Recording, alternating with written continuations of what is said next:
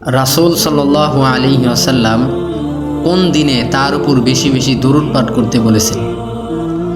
ক বৃহস্পতিবার দিন, খ শুক্রবার দিন, গ শনিবার দিন, ঘ রবিবার দিন।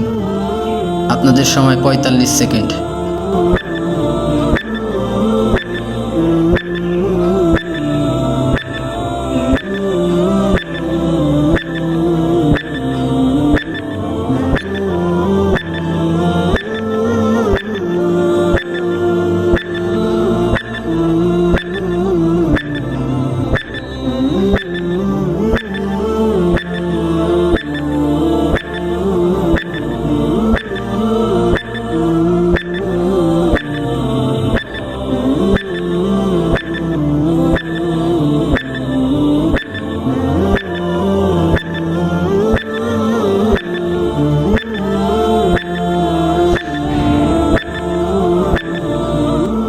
উত্তর হবে খ শুক্রবার দিন।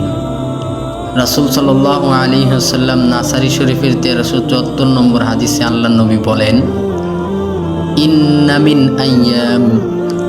ইন্না মিন আফজলি আইয়ামিকুম ইয়াউমাল জুমআহ, দিনের মধ্যে শ্রেষ্ঠ দিন হলো জুমার দিন।